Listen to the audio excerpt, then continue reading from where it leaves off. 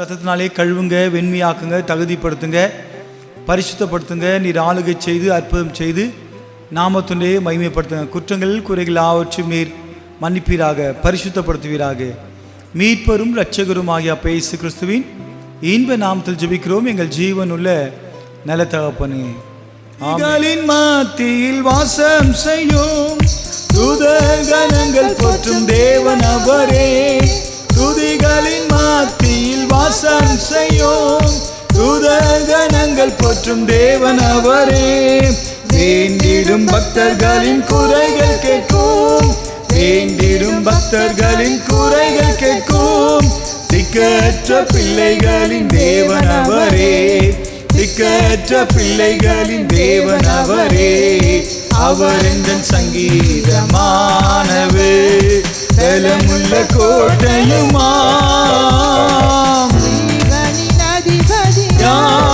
அவரை ஜீவிய காலமெல்லாம் வாழ்த்திடுவோம். ஜீவனின் அதிபதியான அவரை ஜீவிய காலம் எல்லாம் வாழ்த்திடுவோம். அவர் எங்கள் சங்கீதமானவர். இரண்டு மூன்று பேர் இந்த நாமத்தினால் இருதயம் ஒருமித்தால் அவர் நடுவில். இரண்டு மூன்று பேர் இந்த நாமத்தினால் இருதயம் ஒருமித்தால் அவர் நடுவில். இருப்பேன் என்றவர் நமது தேவன், இருப்பேன் என்றவர் நமது தேவன். இருக்கரம் தட்டி என்றும் வாழ்த்திடுவோம், இருக்கரம் தட்டி என்றும் வாழ்த்திடுவோம். அவர் எங்கள் சங்கீதமானவர். வானவர் கிறிஸ்தேசு நாமம் அதை வாழ்நாள் முழுவதும் வாழ்த்திடுவோம். வானவர் கிறிஸ்தேசு நாமம் அதை வாழ்நாள் முழுவதும் வாழ்த்திடுவோம்.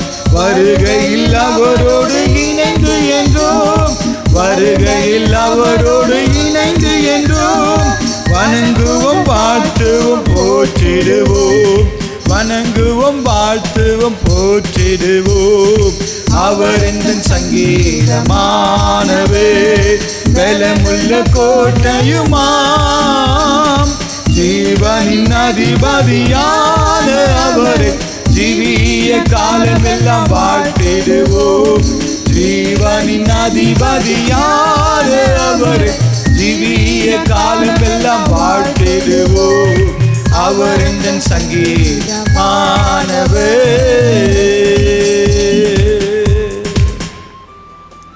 ஆமென், ஆமென். கர்த்தருடைய நாமம் மகிமைப்படுவதாக.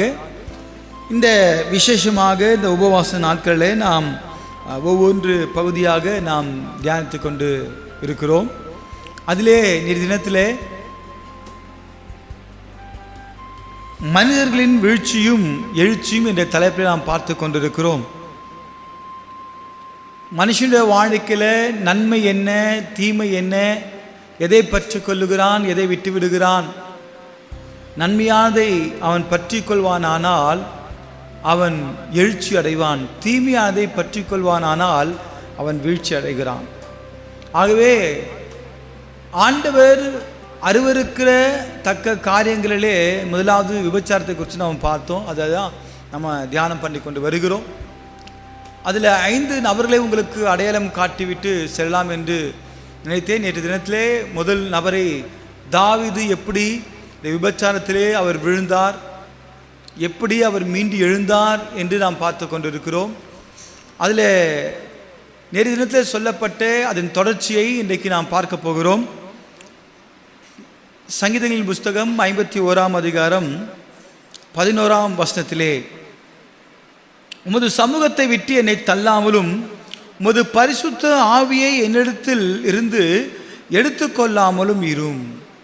என் அன்பு தேவனுடைய பிள்ளைகளே, அங்கே தாவீதுடைய வாழ்க்கையில் அவர் செய்கிற விண்ணப்பம் என்ன என்று பார்க்கும்போது, ஆவியானவர், பரிசுத்த ஆவியானுடைய ஆளுகை ஒரு மனுஷனுக்குள்ள இன்றைய நாட்களில் ஆவியானுடைய வழிநடத்துதல் இல்லாமல் நாம் ஜெயிக்க முடியாது, ஒரு ஜெயமுள்ள வாழ்க்கை வாழ முடியாது.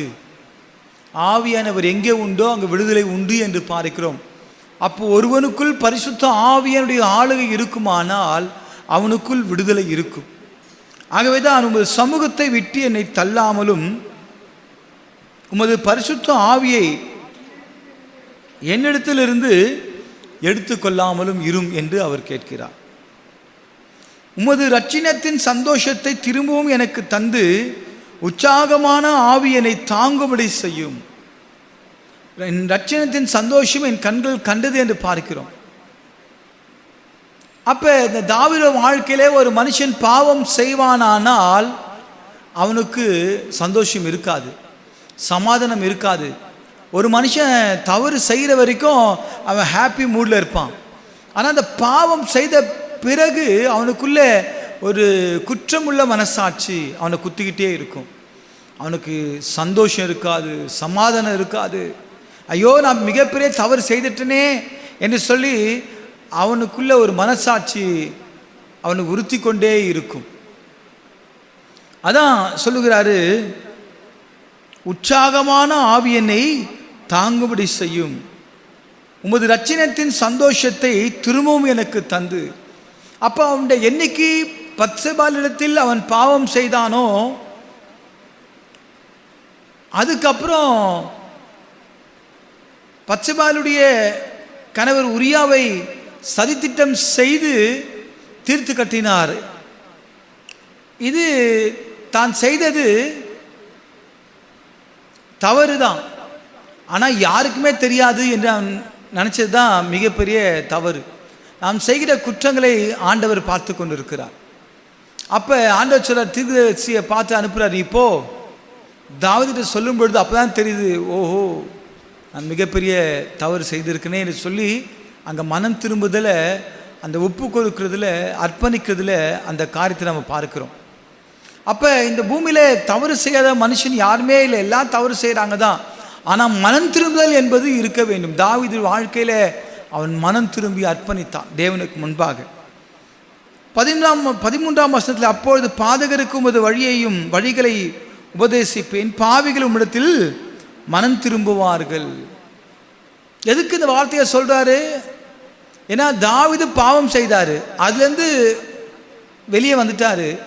அப்போ இப்பேற்பட்ட பாவத்தில் ஈடுபட்ட மக்களுக்கு நான் சொல்லும்பொழுது, அறிவிக்கும்பொழுது அவர்கள் பாவத்தை விட்டு வெளியே வருவார்கள் என்று நாம் பார்க்க முடிகிறது. தேவனே என்னை ரட்சிக்கும் தேவனே, இரத்த பழிகளுக்கு என்னை நீங்களாக்கிவிடும். ஒரு இரத்தம் சிந்துவதற்கு தாவீது காரணமாயிட்டார். அப்பொழுது என் நாவு உம்முடைய நீதியை கம்பீரமாய் பாடும். இவனே கொலைக்காரனாக இருந்தான். சில பேர் ஆண்டவர் தண்டிக்க சொல்லுவார், சங்கரிக்க சொல்லுவார், கோலியாத்தை சத்ருவை முறியடிக்க செஞ்சார். ஆனால் உரியா பாவம், ஒரு குற்றமும் செய்யாதவர். எல்லாம் யுத்த காலத்தில் இருக்கும்போது நான் மட்டும் என் பணத்தோடு போவானா அப்படின்னு ஒரு கேட்ட மனுஷன். அந்த மனுஷனோட ரத்தம் பார்த்தீங்களா இப்போது குற்ற மனசாட்சி. தேவனே என்னை ரட்சிக்கும் தேவனே, இரத்த பழிகளுக்கு என்னை நீங்களாக்கிவிடும். அப்பொழுது என் நாவு உம்முடைய நீதியை கம்பீரமாய் பாடும். அப்போ ஒரு மனுஷனுக்குள்ள மனம் திரும்புதல் இருக்குமானால் அவனுக்குள்ளே சந்தோஷம் இருக்கும், கம்பீர சத்தம் இருக்கும். ஆண்டவரே என் உதடுகளை திறந்தருளும், அப்பொழுது என் வாய் உம்முடைய புகழை அறிவிக்கும். பலியை நீர் விரும்புகிறதில்லை, விரும்பினால் செலுத்துவேன், தகன பலியும் உமக்கு பிரியமானதல்ல. அப்போ ஒரு மனுஷன் பாவம் செய்யும் பொழுது அவன் பலி செலுத்துகிறான், மிருகங்களை பலி செலுத்துகிறான். அப்போ ஆண்டவர் அதை அருவருக்கிறார். ஒரு மனுஷன் பாவம் செய்து அவன் மிருகத்தை பலி செலுத்துக்கிறதுனால அவன் பாவம் மன்னிக்கப்படுமா? மிருகத்துடைய ரத்தத்தினால பாவம் மன்னிக்கப்படுமா? அப்படின்னா ஒருத்தன் 1000 ஆடு வச்சுருக்கானா 1000 பாவம் செஞ்சு அவன் பலி செலுத்திட்டே இருப்பான். மிருகத்துடைய ரத்தத்தினாலே பாவ மன்னிப்பு இல்லை. மனம் திரும்ப வேண்டும், அறிக்கை செய்து விட்டுவிட வேண்டும், ஆண்டவரிடத்தில் திரும்பி ஒப்பு கொடுக்க வேண்டும். என் அன்பு தேவனுடைய பிள்ளைகளே, இயேசு கிறிஸ்துவின் ரத்தம் சகல பாவங்களை நீக்கி சுத்திகரிக்கும் என்று பார்க்கிறோமே.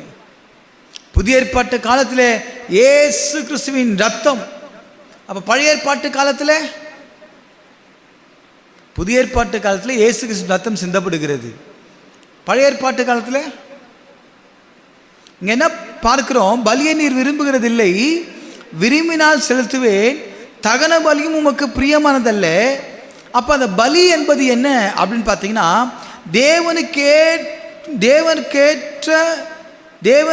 தேவனுக்கேற்கும் பலிகள் நொறுங்குண்ட ஆவிதான். தேவனே, நொறுங்குண்டதும் நறுங்குண்டதுமான இருதயத்தை நீர் புறக்கணியீர். ஆண்டவர் எதிர்பார்க்கிற அந்த பலி என்ன அப்படின்னு பார்த்தீங்கன்னா, உன்னுடைய நொறுக்குதல், உன்னுடைய அர்ப்பணிப்பு. ஆண்டவரே என்னை மன்னியும், என்னை அர்ப்பணிக்கிறான், நான் பாவம் செய்தேன். இயேசுவே என் தெய்வமே, என் மேல் மனமிரங்கோ. இயேசுவே என் தெய்வமே, என் மேல் மனமிரங்கோ. நான் பாவம் செய்தேன், அநியாயம் செய்தேன், நான் பாவம் செய்தேன், அநியாயம் செய்தேன், உம்மை தேடாமல் வாழ்ந்து வந்தேன், உம்மை தேடாமல் வாழ்ந்து வந்தேன். என்னை மன்னியும் தெய்வமே, இந்த ஒரு விசை மன்னியுமே. இயேசுவே என் தெய்வமே, என் மேல் மனமிரங்கோ. இயேசுவே என் தெய்வமே, என் மேல் மனமிரங்கோ. உம்மை மறுதலித்தேன், பின் வாங்கி போனேன், உம்மை மறுதலித்தேன், பின் வாங்கி போனேன், உம் வல்லமை இழந்தேன் ஐயா, உம் வல்லமை இழந்தேன் ஐயா. என்னை மன்னியும் தெய்வமே, இந்த ஒரு விசை மன்னியுமே. இயேசுவே என் தெய்வமே, என் மேல் மனமிரங்கோ. இயேசுவே என் தெய்வமே, என் மேல் மனமிரங்கோ. மறுதலித்த பேதுரு மனம் கசந்து அழுது தன்னை அர்ப்பணித்த பொழுது ஆண்டவர் அந்த பேதுரு கொண்டு ஆண்டவர் பெரிய காரியங்களை செய்தார். நம்முடைய வாழ்க்கையில் அந்த மனம் திரும்புதல் தான் வேண்டும் என்று கர்த்தர் எதிர்பார்க்கிறார். சியோனுக்கு உமது பிரியத்தின்படி நன்மை செய்து எருசலேமின் மதில்களை கட்டுவீராக. அப்பொழுது தகன பலியும் சர்வாங்க தகன பலியும் நீதியின் பலிகளில் பிரியப்படுவீர். அப்பொழுது உமது பீடத்தின் மேல் காளைகளை பலியிடுவார்கள். என் அன்பு தேவனுடைய பிள்ளைகளே, நம்மை அர்ப்பணிக்க வேண்டும். தாவீது வாழ்க்கையில் மனம் திரும்பி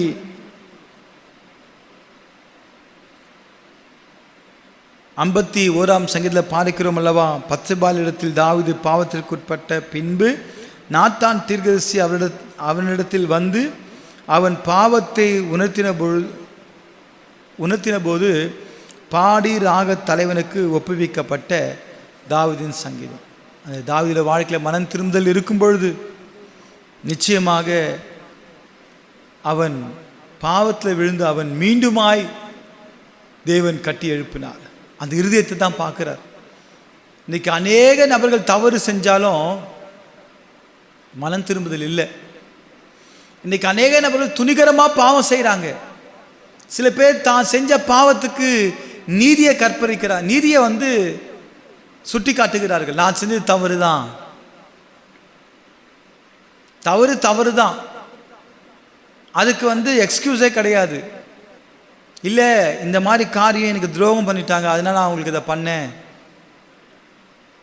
நோ, பழி வாங்குதல், தண்டனை கொடுப்பது நம்முடைய கடமை அல்ல, நம்முடைய காரியமும் அல்ல. அவன் ஒரு தவறு செய்வானால் அவனுடைய காவல் அதிகாரிகளிடத்திலோ அல்லது கோர்ட்டிலோ நம்ம என்ன செய்யணும், ஒப்பு கொடுக்கணும். அவங்க ஜட்ஜ்மெண்ட் பண்ணுவாங்க. நாம் அதை கையில் எடுக்கக்கூடாது. என் அன்பு தேவனுடைய பிள்ளைகளை நம்ம ஆண்டவருக்கு ஒப்பு கொடுக்கணுங்க. மனம் திரும்பும் பொழுது நாம் நம்முடைய தேசத்தில் சேமத்தை காண முடியும். அல்லேலூயா. கர்த்தருடைய நாமம் மகிமைப்படுவதாக. முதலாவது நாம் தாவீதை குறித்து பார்த்தோம். இரண்டாவது சிம்சோனை குறித்து பார்க்க போகிறோம். எல்லாருக்குமே இந்த விஷயம் தெரிந்ததுன்னா உங்களுக்கு இந்த ஓவராலாக மாத்திரம் நான் சொல்லிட்டு நான் கடந்து போக விரும்புகிறேன். இரண்டாவது பார்த்தீங்கன்னா சிம்சோன். விபச்சாரம் வேசித்தனம் என்று சொல்லும்போது சிம்சோன் அந்த பாவத்தில் விழுந்து விடுகிறான். இஸ்ரவேலின் மகா பலசாலியான நியாயாதிபதி சிம்சோன் இச்சையினால் வேசித்தனத்தினால் விழுந்தார். மகா பெரிய பலசாலி. நியாயாதிபதிகள் 16ஆம் அதிகாரம் 1ஆம் வசனத்தை வாசிக்க கேட்போம். நியாயாதிபதிகள் 16ஆம் அதிகாரம் 1ஆம் வசனத்தை வாசிக்க கேட்போம். பின்பு சிம்சோன் காசாவுக்கு போய் அங்கே ஒரு வேசியை கண்டு அவளிடத்தில் போனான். அப்பொழுது சிம்சோன், இங்கே வந்திருக்கிறேன் என்று காசா ஊருக்கு. பின்பு சிம்சோன் காசாவுக்கு போய் அங்கே ஒரு வேசியை கண்டு அவளிடத்தில் போனான். நம்ம பார்க்கிறோம் சிம்சோன் யாரு? இஸ்ரவேலின் மகா பலசாலியான நியாயாதிபதி சிம்சோன். அவன் வேசியின் வீட்டுக்கு போவதற்கு என்ன காரணம்? அப்போது சிம்சோன் இங்கே வந்திருக்கிறான் என்று காசா ஊருக்கு சொல்லப்பட்டது. அவர்கள் காலையிலே வெளிச்சமாகிற போது அவனை கொன்று போடுவோம் என்று சொல்லி அவனை வளைந்து கொண்டு ராம் முழுவதும் அவனுக்காக பட்டண வாசலில் பதிவிருந்து ராம் முழுவதும் பேசாதிருந்தார்கள். சிம்சோனை காலி பண்ணணும் என்று சொல்லி ஒரு கூட்டம் சுத்திட்டு இருக்கு. சிம்சோன் நடுராத்திரி மட்டும் படுத்திருந்து நடுராத்திரியில் எழுந்து பட்டணத்து வாசல் கதவுகளையும் அதன் 2 நிலைகளையும் பிடித்து தாழ்பால்களோட கூட பெயர்த்து தன் தோளின் மேல் வைத்து எபிரோனுக்கு எதிரே இருக்கிற மலையின் உச்சிக்கு சுமந்து கொண்டு போனான். அதற்கு பின்பு அவன் சோரேக் ஆற்றங்கரையில் இருக்கிற தெலிலால் என்னும் பேருள்ள ஒரு ஸ்திரீயோடு ஸ்நேகமாயிருந்தான். விபச்சார வீட்டுக்கு போயிட்டு அங்கே யார்கிட்ட ஸ்நேகமா இருக்கிறான்? தெலிலால். அப்பங்க அவனிடத்திற்கு பெலிஸ்தரின் அதிபதிகள் போய் நீ அவனை நயம் பண்ணி. அப்ப ஒரு எதிரி நீ எங்க போற எங்க வர என்ன பண்ற எல்லாமே என்ன பண்ணிட்டு இருக்காப்ல, வாட்ச் பண்ணிட்டு இருக்கிறாங்க. அப்ப அந்த பெலிஸ்தரின் அதிபதிகள் போய் நீ அவனை நயம் பண்ணி அவனுடைய மகாபலம் எதினாலே உண்டாயிருக்கிறது என்றும் நாங்கள் அவனை கட்டி சிறுமைப்படுத்துவதற்கு எதினாலே அவனை மேற்கொள்ளலாம் என்றும் அறிந்து கொள். அப்போது நாங்கள் ஒவ்வொருவரும் 1100 வெள்ளிக்காசு உனக்கு கொடுப்போம் என்றார்கள். பாருங்க, பணத்தை வெள்ளிக்காசை காண்பித்து ஒவ்வொருவரும் கொடுப்போம் அப்படின்னு சொல்றாங்க. அப்படியே தெலிலால் சிம்சோனை பார்த்து இப்படி சொன்ன உடனே சிம்சோன் பார்த்து தெலிலால் கேட்குறாங்க, உன் பலம் எப்படி வந்துச்சு, எதனால வந்துச்சு இல்லையா, எதனாலே உண்டாயிருக்கிறது, உன்னை சிறுமைப்படுத்த உன்னை எதனாலே கட்டலாம் என்று நீ எனக்கு சொல்ல வேண்டும் என்றால் அதற்கு சிம்சோன் உலராத பச்சையான 7 அகனி கயிறுகளாலே என்னை கட்டினால் நான் பலட்சியமாகி மற்ற மனுஷனைப் போல் ஆவேன் என்றான். அப்போது பெலிஸ்தரின் அதிபதிகள் உலராத பச்சையான 7 அகனி கயிறுகளை அவளிடத்திற்கு கொண்டு வந்தார்கள். அவைகளால் அவள் அவனை கட்டினாள். அல்லேலூயா.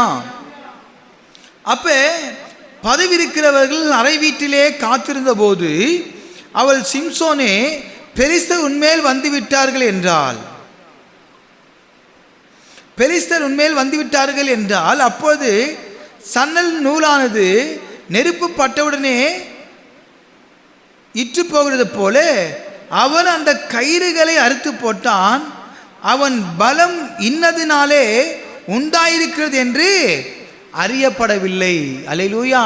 பாருங்க, இதை சொன்ன மாத்திரத்தில் என்ன நடக்குது? பெலிஸ்தர் வராங்க சொன்ன மாத்திரத்தில் ஒரு நெருப்பு அந்த சரல் நூல் மேலே பட்ட மாத்திரத்தில் அது எப்படி அது அப்படியே அது எரிந்து சாம்பலாகி விடுகிறது போல நெருப்பல்ல, இவன் அந்த கயிறை என்ன பண்ணிட்டான்? அவ்வளோதான், அறுத்து தூக்கி போட்டான். ஆனால் ரகசியம் எதனால் பலம் வருதுன்னு சொல்லவே இல்லை. அப்போது தெளிலால் சிம்சோனை பார்த்து, இதோ என்னை பரியாசம் பண்ணி எனக்கு பொய் சொன்னாய், இப்போது உன்னை எதனாலே கட்டலாம் என்று எனக்கு சொல்ல வேண்டும் என்றாள். இவன் புத்தி வரவனாவான்னு தெரியல, திருப்பி அவன் கேட்குறான். அதற்கு அவன், இதுவரைக்கும் ஒரு வேளைக்கும் வழங்காதிருக்கிற புது கயிறுகளால் என்னை இறுக கட்டினால் நான் பலட்சியமாகி மற்ற மனுஷனை போலாவேன் என்றான். இப்படியாக பலதரப்பட்ட சூழ்நிலை இல்லையா அவனுடைய வாழ்க்கையில் வந்து கடைசியாக அந்த பலம் எதனாலே அவனுக்கு இருக்கிறது? அவன் முடி வெட்டப்படுவதில்லை. அப்போ அந்த முடி வெட்டினா அவனுடைய பலம் போய்விடும் என்ற காரியத்தை சொல்லிட்டான் இல்லையா? அப்போ அந்த பெண்மணி அவனுடைய சிம்சோனுடைய முடியை என்ன பண்ணிட்டான்? வெட்டிட்டான். காசா ஊரில் இருந்து ஒரு வேசின் இடத்திற்கு போனான், அது தவறு. பின்னர் தெளிலால் என்ற ஸ்திரீயின் மேல் அன்பு கூர்ந்து தன் ஆவிக்குரிய பலத்தின் ரகசியத்தை அவளிடத்தில் வெளிப்படுத்தினார். அப்போ என்ன ஆயிற்று? பெலிஸ்தர் அவனுடைய கண்களை பிடுங்கி அவனை கைதாக்கினார்கள். அவன் தன் பரிசுத்தத்தையும் அபிஷேகத்தையும் இச்சையினால் இழந்து இறுதியில் எதிரிகளோடு சேர்ந்து மரிக்க நேரிட்டது. என் அன்பு தேவனுடைய பிள்ளைகளே, இங்க பார்க்கிறோம், அவன் சொல்லக்கூடாது ரகசியத்தை அவன் சொல்லிட்டான். அது காரணம் என்ன? ஒரு தவறான ஒரு நபரிடத்தில் வைத்த அன்பு. அதனால தன் பரிசுத்தத்தையும் அபிஷேகத்தையும் இச்சையினால் இழந்து இறுதியில் எதிரிகளோடு என்ன பண்ணிட்டான்? அவன் மறிக்க வேண்டிய ஒரு சூழ்நிலை. இருந்தாலும் அந்த கடைசி நேரத்தில் ஆண்டவர்கிட்ட விண்ணப்பம் பண்ணுறான், ஆண்டவரே இந்த ஒரு விஷயம் மாத்திரம் எனக்கு பலனை கொடுங்க ஆண்டவரே. இல்லையா? மிகப்பெரிய தூண், அந்த தூணில் கைகள்லாம் கட்டப்பட்டிருக்கு, கால்கள்லாம் கட்டப்பட்டிருக்குது. அவன் பலத்தை கேட்குறான், ஒரு விசை. அப்போ ஆண்டவர் திருப்பி அந்த பலத்தை கொடுக்குறாரு. அந்த பலத்தால் அந்த பெரிய தூண்களை இடித்து அது அப்படியே நகர்த்தி அந்த தூண்களை அந்த மண்டபத்தில் இருந்த எல்லாருமே கொன்று போட்டான். அந்த மண்டபத்தில் செத்தவர்களோடு கூட இவனும் செத்து போயிட்டான். அப்போ பாருங்க, இவன் விபச்சாரத்தில் ஈடுபட்டவனாய் காணப்பட்டான். தவறான ஒரு ஸ்திரீனிடத்தில் அன்பு வைத்து தேவ திட்டத்தை, தேவ ரகசியத்தை சொல்லி அந்த பரிசுத்தத்தையும் அபிஷேகத்தையும் இச்சையினால் இழந்து விட்டான். இதனால வந்த விளைவு என்ன? அவருடைய உயிர் போனது. அல்லேலூயா. மூன்றாவது ஒரு நபரை குறித்து நாம் பார்க்க போகிறோம். அப்போ இந்த சிம்சோனை குறித்து நிறைய தியானிக்க வேண்டிய விஷயங்கள்லாம் இருக்குது. நீங்கள் நியாயாதிபதிகள் புஸ்தகத்தை எடுத்து பார்த்தீங்கன்னா அந்த சிம்சோனை குறித்து அவன் எப்படி போனான், அவன் என்ன பண்ணான், அவன் எப்படி மிருகங்களை வேட்டையாடினான், எப்படி கொன்று போட்டான், எல்லாமே இருக்குது. அதை நீங்கள் படிச்சுக்கொள்ளுங்க. ஏன்னா இந்த உபவாச நாட்களில் அநேக ரகசியங்களை நம்ம தியானிக்க போகிறோம். அதனால் உங்களுக்கு மேலோட்டமான ஒரு அவுட்லைன் மாத்திரம் உங்களுக்கு சொல்லுகிறேன். மூன்றாவது ரூபன். இந்த ரூபன் யாரு சொல்லுங்க? ரூபன் யாரு? யாக்கோபின் மூத்த மகனான ரூபன் தன் தகப்பனுடைய படுக்கையை தீட்டுப்படுத்தினான். ஆபிரகாம், ஈசாக்கு, யாக்கோபு. முற்பிதாக்கள் வருகிற லிஸ்டில் யாக்கோபு வர்றார். அந்த யாக்கோபுடைய மகன், மூத்த மகனான ரூபன் தன் தகப்பனுடைய படுக்கையை தீட்டுப்படுத்தினான். ஆதியாகமம் 35ஆம் அதிகாரம் 22ஆம் வசனத்தை வாசிக்க கேட்போம்.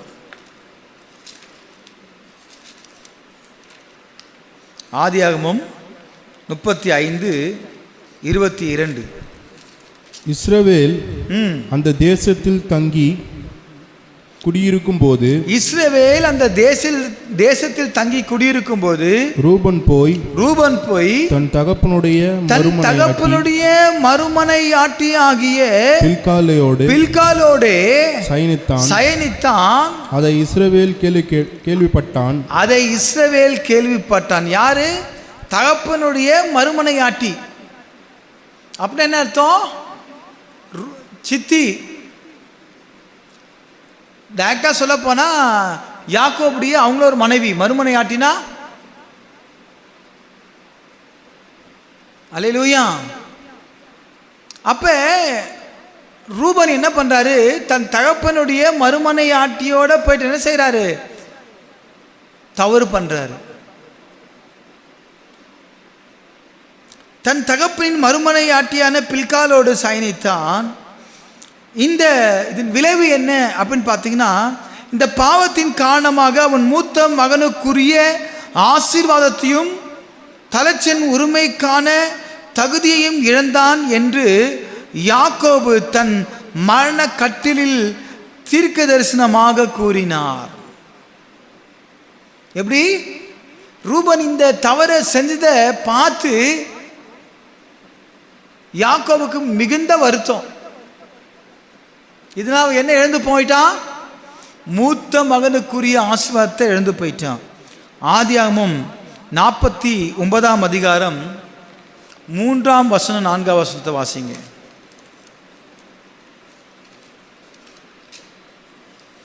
ஆதியாகமம் 49ஆம் அதிகாரம் 3-4 வசனங்கள். ரூபனே, நீ என் சேஷ்ட புத்திரன், நீ என் சத்துவமும் என் முதற்பலனுமானவன். நீ என் சேஷ்ட புத்திரன், நீ என் சத்துவமும் என் முதற்பலனுமானவன்.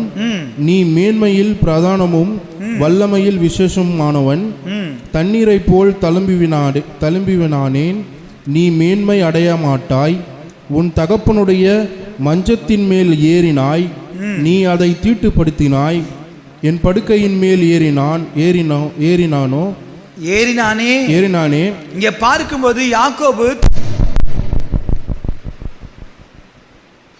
யாக்கோபு தன் குமாரரை அழைத்து, நீங்கள் கூடி வாருங்கள், கடைசி நாட்களில் உங்களுக்கு நேரிடும் காரியங்களை அறிவிப்பே. யாக்கோபின் குமாரரே, கூடி வந்து கேளுங்கள், உங்கள் தகப்பனாகிய இஸ்ரவேலுக்கு செவி கொடுங்கள். ரூபனே, எல்லாரையும் கூப்பிட்டு யாருக்கு செவி கொடுக்க சொல்லிட்டாரு? யாக்கோபின் மூத்த மகன் யாரு? ரூபன். ஆனா யாருக்கு செவி கொடுக்க சொன்னாரு? இஸ்ரவேலுக்கு செவி கொடுங்கள். ரூபனே, நீ என் சேஷ்ட புத்திரன், நீ என் சமத்துவமும் என் முதற் பலனுமானவன். நீ மேன்மையில் பிரதானமும் வல்லமையில் விசேஷித்தும் மாணவன். தண்ணீரை போல் தளம்பினவனே, நீ மேன்மை அடைய மாட்டாய். உன் தகப்பனுடைய மஞ்சத்தின் மேல் ஏறினாய், நீ அதை தீட்டுப்படுத்தினாய். என் படுக்கையின் மேல் ஏறினானே. சிமியோன் லேவியும் ஏக சகோதரர், அவர்களுடைய பட்டியங்கள் கொடுமையின் கருவிகள். என் ஆத்துமாவே, அவருடைய ரகசிய ஆலோசனைக்கு உடன்படாதே. என் மேன்மையே, அவர்கள் கூட்டத்தில் நீ சேராதே. இப்போ ரூபனை பார்த்து சொல்றாரு, அவனுக்கு கிடைக்க வேண்டிய ஆசீர்வாதங்கள் அவன் இழந்து போயிட்டான். மூத்த மகனுக்குரிய ஆசீர்வாதங்கள் இழந்து போயிட்டான். இன்னைக்கு விபச்சார மயக்கம் பார்த்தீங்களா? அம்மா யாரு, பொண்டாட்டி யாருன்னு தெரியல. இந்த விபச்சார மயக்கம் அந்த வேசித்தன மயக்கம், அந்த காம இச்சை இன்றைக்கு பாவத்தில் விழத்தள்ளுகிறது. அல்லேலூயா. என் அன்பு தேவனுடைய பிள்ளைகளே, இன்றைக்கு அந்த பாவம் நம்முடைய வாழ்க்கையில் காணப்படுகிறது. அல்லேலூயா. இன்னைக்கு சிம்சோன் தன் பலத்தை இழந்து போனான். ரூபன் தன்னுடைய சேஷ்ட புத்திர பாகத்தை, அதாவது யாக்கோபின் மூத்த மகனான ரூபன் தன் தகப்புடைய படுக்கையின் தீட்டுப்படுத்த நிமித்தமாக மூத்த மகனுக்குரிய ஆசீர்வாதத்தையும் தலைச்சன் உரிமைக்கான தகுதியையும் இழந்தான். அடுத்தது பார்த்தீங்கன்னா நான்காவது அம்னோன். இந்த அம்னோன் யாரு? தாவீதின் குமாரனாகிய அம்னோன். தாவீதுக்குள்ள என்ன ஆவி இருந்துச்சு? நீ பார்த்தீங்களா? தாவீதுக்குள்ள என்ன காரியம் இருந்துச்சு இப்போ மகனுக்குள்ள. என் அன்பு தேவனுடைய பிள்ளைகளே, அம்னோன், தாவீதின் குமாரனாகிய அம்னோன் இச்சையினால் கொடிய பாவத்தை செய்தான். அது என்ன சம்பவம் பார்த்தீங்கன்னா, தன் சொந்த சகோதரியான தாமாரின் மேல் இச்சை கொண்டு அவளை பலவந்தப்படுத்தி அவளோட பாலில் உறவு கொண்டான். 2 சாமுவேல் 13ஆம் அதிகாரத்தில் வாசிக்க கேட்போம். 2 சாமுவேல் 13ஆம் அதிகாரத்திலே நாம் வாசிக்க கேட்போம். வாசிப்போம். 2 சாமுவேல் 13ஆம் அதிகாரம். இதற்கு பின் தாவீதின் குமாரனாகிய அப்சலோமுக்கு தாமாரும் என்னும் பேருள்ள சௌந்தரியமுள்ள ஒரு சகோதரி இருந்தாள். அவள் மேல் தாவீதின் குமாரன் ஆமோன் மோகம் கொண்டான். தன் சகோதரியாகிய தாமாரின் நிமித்தம் ஏகம் கொண்டு வியாதிப்பட்டான். 2 சாமுவேல் 13ஆம் அதிகாரத்திலே வாசிக்கிறோம். என்ன பார்க்கணும் பாருங்க. அவன் மேல் இல்லையா, இதற்கு பின்பு தாவீதின் குமாரனாகிய அப்சலோமுக்கு தாமார் என்னும் பேருள்ள சௌந்தரியமுள்ள ஒரு சகோதரி இருந்தால் அவள் மேல் தாவீதின் குமாரன் அம்னோன் மோகம் கொண்டான். அந்த மோகம் என்ற ஒரு வார்த்தை காமம், தவறான ஒரு ஆசை, இச்சை. தன் சகோதரியாகிய தாமாரின் நிமித்தம் ஏக்கம் கொண்டு வியாதிப்பட்டானா. எப்படி? தன் சகோதரியை பார்த்து அவனுக்கு ஏக்கம் வந்துருச்சான். அல்லேலூயா. என் அன்பு தேவனுடைய பிள்ளைகளே, தன் சகோதரியாகிய தாமாரின் நிமித்தம் ஏக்கம் கொண்டு வியாதிப்பட்டான். அவள் கன்னியஸ்திரியாய் இருந்தாள். எப்படி? தாமாரு அவள் கன்னியாய் இருந்தாள். அவளுக்கு பொல்லாப்பு செய்ய அம்னோனுக்கு வருத்தமாய் கண்டது. அம்னோனுக்கு தாவீதுடைய தமையன் சிமியாவின் குமாரனாகிய யோனதாப் என்னும் பேருள்ள ஒரு சிநேகிதன் இருந்தான். அந்த யோனதாப் மகா தந்திரவாதி. அவன் இவனை பார்த்து, ராஜகுமாரனாகிய நீ நாளுக்கு நாள் எதினாலே இப்படி மெலிந்து போகிறாய். எப்படி? யாரு? ராஜகுமாரன் நீ நாளுக்கு நாளைக்கு இப்படி போய் ஒளியா போயிட்டு இருக்கப்பா, எதனால அப்படின்னு கேட்குறாரு. எனக்கு சொல்ல மாட்டாயா என்றான். அதற்கு அம்னோன், என் சகோதரன் அப்சலோமின் சகோதரி ஆகிய தாமாரின் மேல் நான் ஆசை வைத்திருக்கிறேன் என்றான். எப்படி? ஒரு தவறான ஒரு ஆசை. அப்போது யோனதாப் அவனை பார்த்து, நீ வியாதிக்கானை போல உன் படுக்கையின் மேல் படுத்துக்கொள். உன்னை பார்க்கிறதற்கு உன் தகப்பனார் வரும்போது நீ என் சகோதரியாகிய தாமார் வந்து எனக்கு போஜனம் கொடுத்து அவள் கையினாலே சாப்பிடும்படிக்கு நான் பார்க்க என் கண்களுக்கு முன்பாக சமைக்கும்படி தயவு செய்ய வேண்டும் என்று சொல்கிறார். ஒரு தவறான ஆலோசனை. ஒரு கெட்ட நண்பர்கள் என்ன ஆலோசனை கொடுக்குறாங்க? தவறான ஒரு ஆலோசனை. அப்படியே அம்னோன் வியாதிக்காரன் போல் படுத்துக்கொண்டு, இப்போ அம்னோன் வியாதிக்காரன் போல படுத்துட்டு இருக்கிறாரு. என் அன்பு தேவனுடைய பிள்ளைகளே, தவறான ஒரு ஆலோசனையினால இவனுக்கு நேருகிற காரியம் என்ன என்று பாருங்க. வாசிங்க 6ஆம் வசனத்திலிருந்து.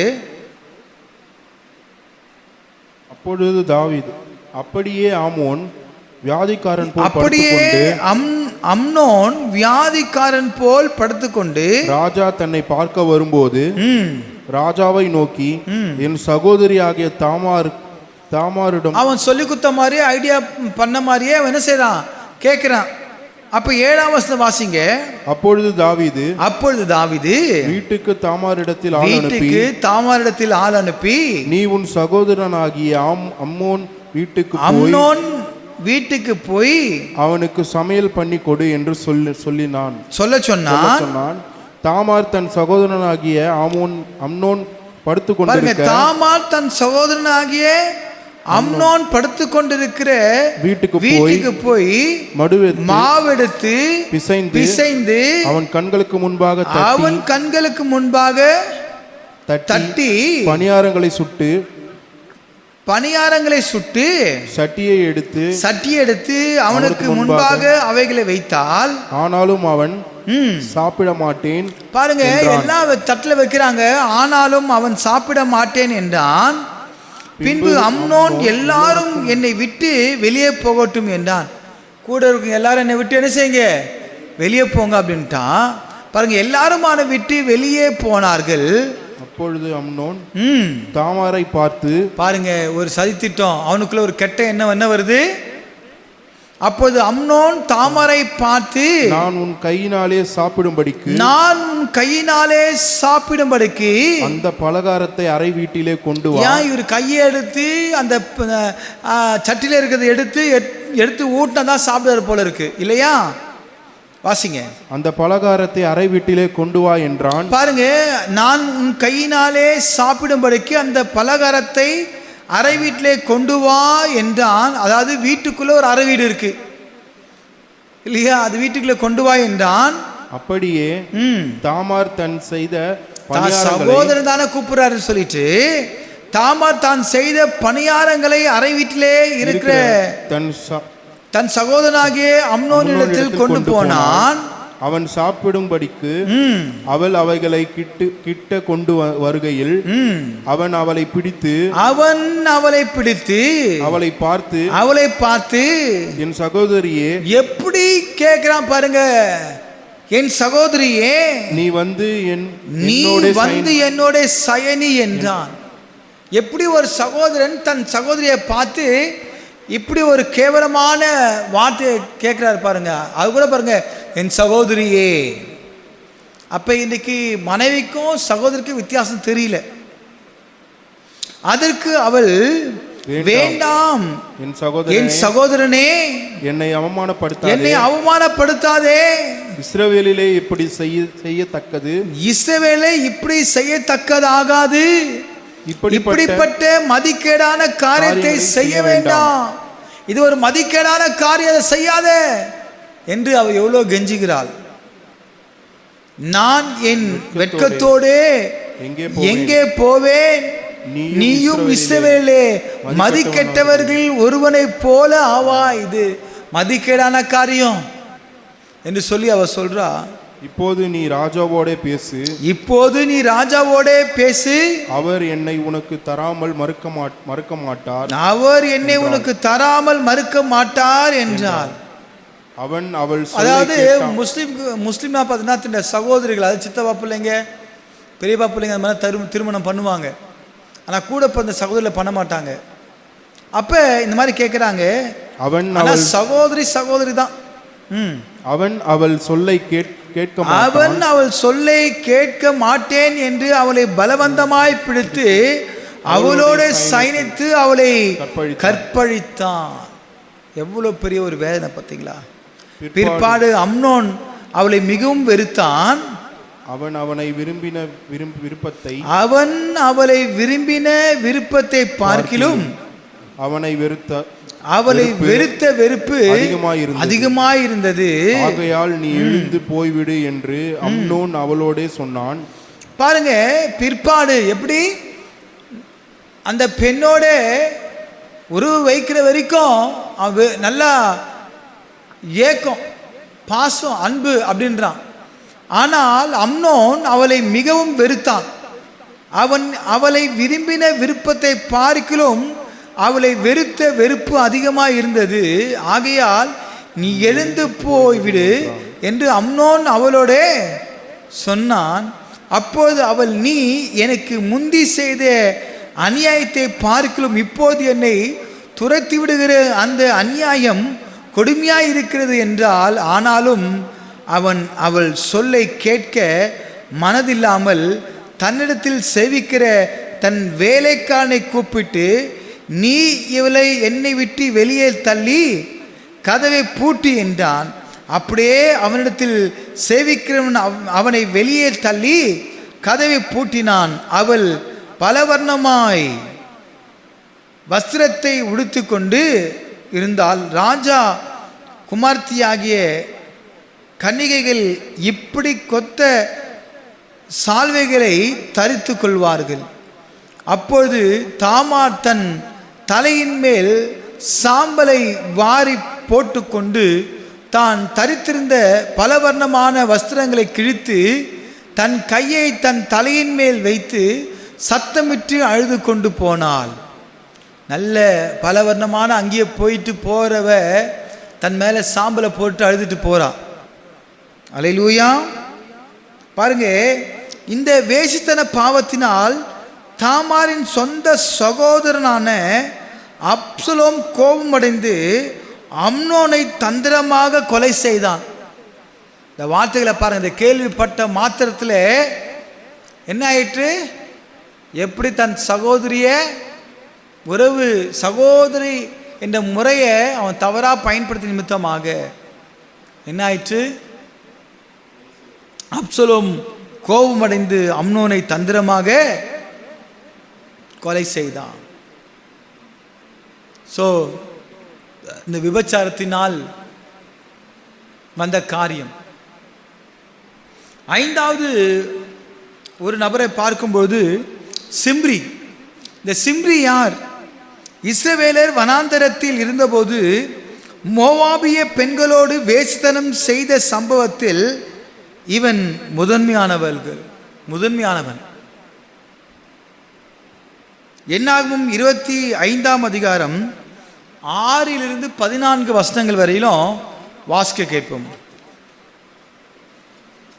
என்னாகும் 25ஆம் அதிகாரம் 6 to 14 வசனம் வரைக்கும். அப்பொழுது மோசேயும் இஸ்ரவேல் புத்திரராகிய சபையார் அனைவரும் ஆசாரிப்பு கூடார வாசலுக்கு முன்பாக அழுது கொண்டு நிற்கையில் அவர்கள் கண்களுக்கு முன்பாக இஸ்ரவேல் புத்திரரில் ஒருவன் ஒரு மீதியானிய ஸ்திரீயை தன் சகோதரிடத்தில் அழைத்து கொண்டு வந்தான். அதை ஆசாரனாகிய ஆரோனின் குமாரனான எலெயாசாரின் மகன் பினெகாஸ் கண்டபோது அவன்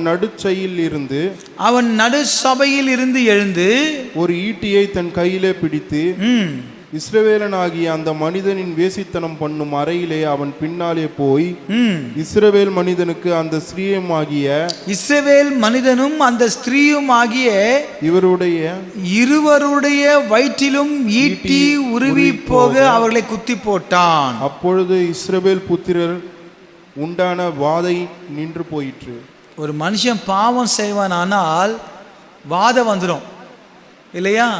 பாருங்க, போயிட்டு இஸ்ரவேலனாகிய அந்த மனிதன் வேசித்தனம் பண்ணும் அறையிலே அவன் பின்னாலே போய் இஸ்ரவேல் மனிதனும் அந்த ஸ்திரீயும் ஆகிய இருவரும் வயிற்றிலும் ஈட்டி உருவப் போக அவர்களை குத்தி போட்டான். அப்பொழுது இஸ்ரவேல் புத்திரரில் உண்டான வாதை நின்று போயிற்று. அந்த வாதையால் செத்தவர்கள் 24,000 பேர். அல்லேலூயாம். கர்த்தர் மோசேயை நோக்கி, நான் என் எரிச்சலில் இஸ்ரவேல் புத்திரரை நிர்மூலமாக்காதபடிக்கு ஆசானாகிய ஆரோனின் குமாரனான எலியாசரின் மகன் பினேகாஸ் என் நிமித்தம் அவர்கள் நடுவில் பக்தி வைராக்கியம் காண்பித்ததினால் இஸ்ரவேல் புத்திரரின் மேல் உண்டான என் உக்கிரத்தை திருப்பினான். ஆகையால் இதோ அவனுக்கு என் சமாதானத்தின் உடன்படிக்கையை கட்டளையிடுகிறேன். அவன் தன் தேவனுக்காக பக்தி வைராக்கியம் காண்பித்து இஸ்ரவேல் புத்திரருக்காக பாவ நிவர்த்தி செய்தபடியினால் அவனுக்கு பின்பு அவன் சந்ததிக்கும் நித்திய ஆசாரிய பட்டயத்திற்குரிய உடன்படிக்கை உண்டாயிருக்கும் என்று சொல் என்றார்.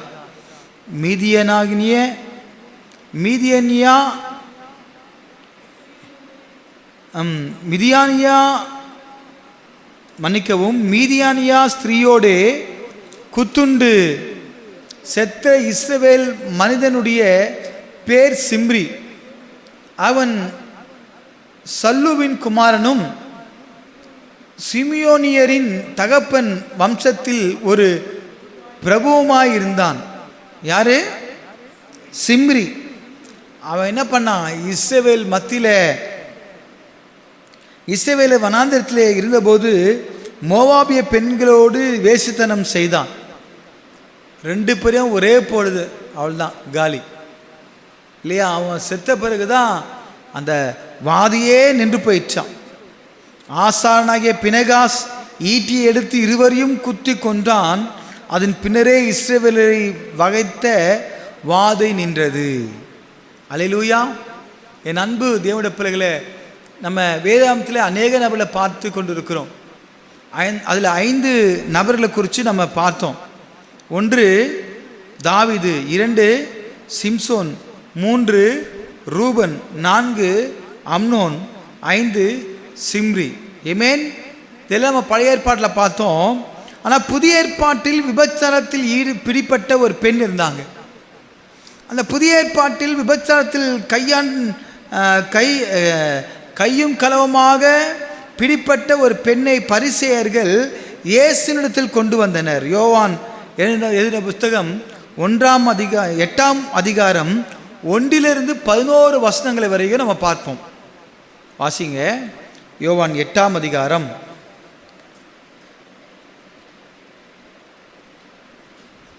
1 - 11 வசனங்கள் வரையிலும். இயேசு ஒலிவமலைக்கு போனார். மறுநாள் காலையிலே அவர் திரும்பி தேவாலயத்திற்கு வந்தபோது ஜனங்கள் எல்லோரும் அவரிடத்தில் வந்தார்கள். அவர் உட்கார்ந்து அவர்களை உபதேசம் பண்ணினார். அவர்களுக்கு உபதேசம் பண்ணினார். அப்பொழுது விபச்சாரத்திலே கண்டுபிடிக்கப்பட்ட ஒரு ஸ்திரீயை வேதபாரகரும் பரிசேயரும் அவரிடத்தில் கொண்டு வந்து அவளை நடுவே நிறுத்தி போதகரே, இந்த ஸ்திரீ விபச்சாரத்தில் கையும் மையுமாய் பிடிபட்டாள். இப்படிப்பட்டவர்களுக்கு கல்லெறிந்து கொலை செய்ய வேண்டும் என்று மோசே நியாய பிரமாணத்தில் நமக்கு கட்டளையிட்டு இருக்கிறாரோ. பாருங்க, இப்பேற்பட்ட விபச்சாரத்திலே பிடிப்பட்ட ஒரு பெண் கையக்களமாய் பிடிப்பட்டிருக்கிறா. இவளை மோசே நியாய பிரமாணத்தில் கல்லெறிந்து கொள்ள வேண்டும் என்று எழுதப்பட்டிருக்கிறது.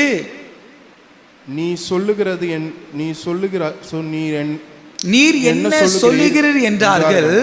அவர் மேல் குற்றம் சுமத்துவதற்கான காரணம் உண்டாகும் பொருட்டு அவரை சோதிக்கும்படிக்கு இப்படி சொன்னார்கள். இயேசுவோ குனிந்து விரலினால் தரையிலே எழுதினார். அவர் ஓயாமல் அவரை கேட்டு கொண்டிருக்க பாருங்க. திருப்பியும் ஓயாம தொல்லை பண்ணிட்டே இருக்கிறாங்க. அவர் நிமிர்ந்து கல்லெறிஞ்சு கொள்ளணும் மோசே நியாயப்பிரமாணத்தில் எழுதப்பட்டிருக்கிறது என்று சொல்லி அவரை பலவந்தப்படுத்துறாங்க. ஆனால் பார்த்து அவர்கள் ஓயாமல் அவரை கேட்டுக்கொண்டு இருக்கையில் அவர் நிமிர்ந்து பார்த்து, உங்களில் பாவம் இல்லாதவன் இவள் மேல் முதலாவது உங்களில் பாவம் இல்லாதவன் இவள் மேல் முதலாவது கல்லெறிய கடவன் என்று சொன்னார். ஜனங்கள் சுத்தி கூட்டமா இருக்கிறாங்க. இந்த விபச்சாரி கையும் களவுமாக பிடிப்பட்ட பெண் அங்கே ஆண்டருக்கு முன்பாக இருக்கிறாள். இப்போ என்ன நடக்குதுன்னு பார்த்தீங்கன்னா, அவர் மறுபடியும் குனிந்து தரையிலே எழுதினார். ஆண்டவர் சொல்றாரு, இவர் ஆண்டவரை பலவந்தப்படுத்துறாங்க. அப்ப உங்களில் பாவம் இல்லாதவன் இவள் மேல் முதலாவது கல்லெறிய கடவன். நிறைய பேர் மற்றவங்களை நம்ம ஜட்ஜ்மெண்ட் பண்ணிடுறோம். ஆனால் நாம் அது ஒழுக்கமுள்ளவளா என்று பார்த்தோன்னா கேள்விக்குறிதான். என் அன்பு தேவனுடைய பிள்ளைகளே, ஆண்டவர் கேட்குறார், உங்களை பாவம் இல்லாதவன் யாரு? அவன் முதல் கல்லை எறி. அவர் மறுபடியும் குனிந்து தரையில எழுதினார். அவர்கள் அதை கேட்டு தங்கள் மனசாட்சியினால் கடந்து கொள்ளப்பட்டு பெரியோர் முதல் சிறியோர் வரைக்கும் ஒவ்வொருவருமாய் போய்விட்டார்கள். இயேசு தனித்திருந்தார். அந்த ஸ்திரீ நடுவே நின்றாள். இப்ப எல்லாம் போயிட்டாங்க. ஒன்றுக்கு 2 முறை எழுதுறாரு, இயேசு தனித்திருந்தார். இப்போ எல்லாம் போயிட்டாங்க. இப்ப இயேசு தனித்து இருக்கிறாரு. அந்த ஸ்திரீ நடுவே நின்றால் இயேசு நிமிர்ந்து அந்த ஸ்திரீயை தவிர வேறு ஒருவரையும் காணாமல், ஸ்திரீயே, உன்மேல் குற்றம் சாட்டினவர்கள் எங்கே?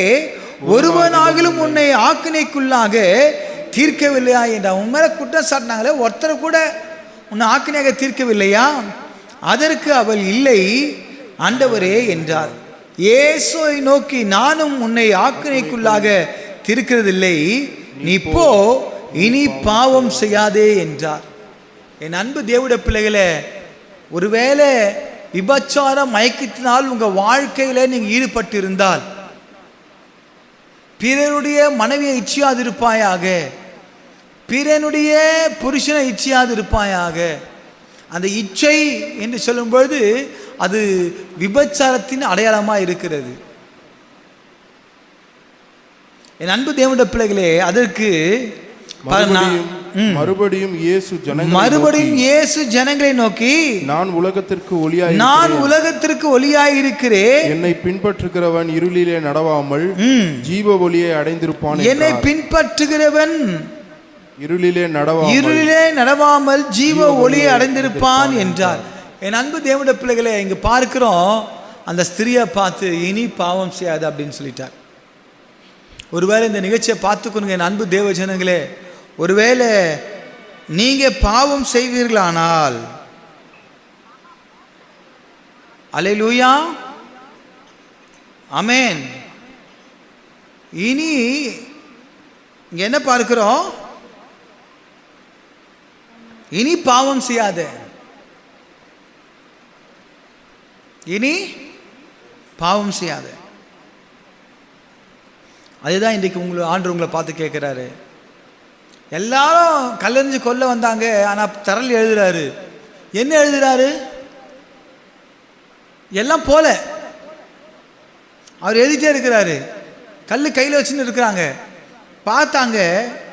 ஒருவேளை உதாரணத்துக்கு நான் நினைக்கிறேன், நரேஷ் கல் கையில் வச்சுருக்கிறான், உமா கல் கையில் வச்சுருக்கு, லோகநாதன் கல் கையில் வச்சுருக்காப்புல, சாமுவேல் கல்லுக்கு, இப்படி நிறைய பேர் கல் வச்சுருக்கிறாங்க.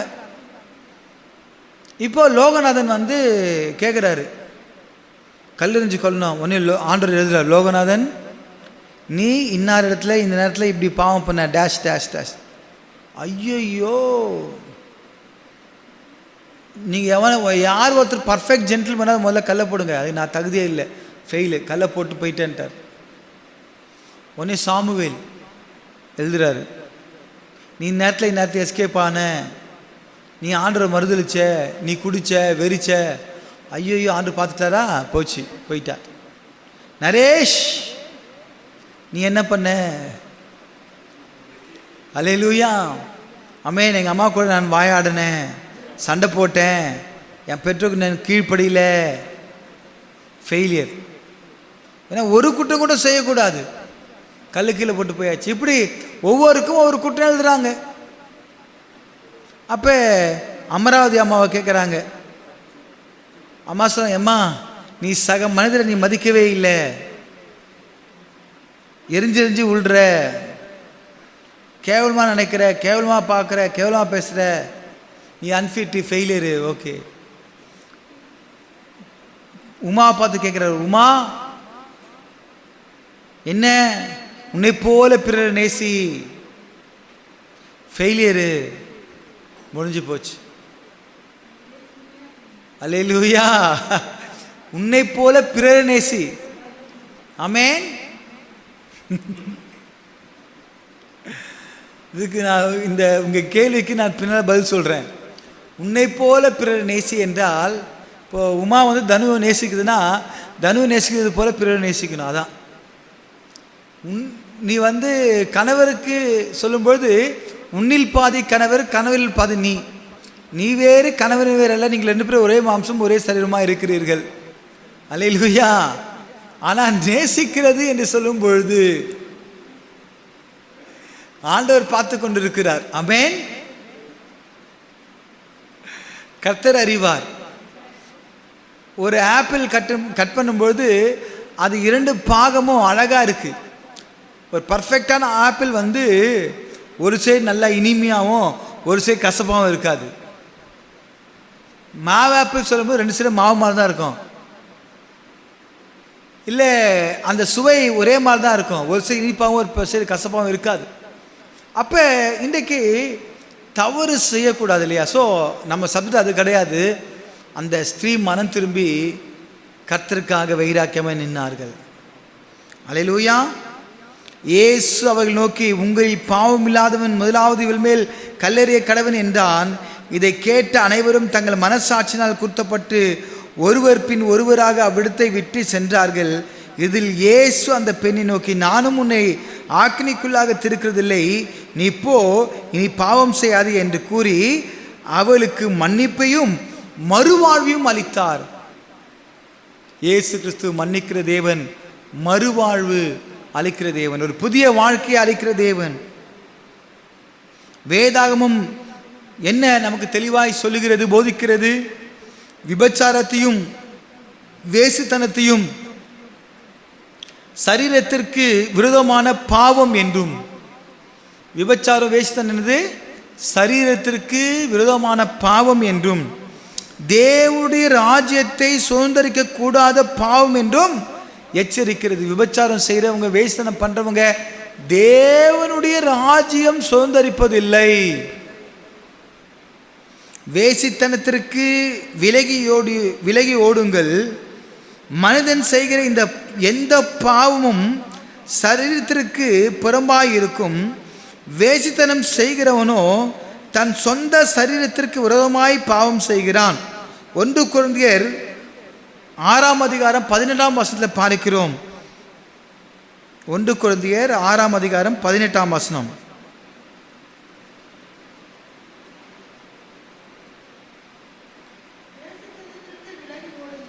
வேசித்தனத்திற்கு விலகியோடுங்கள்.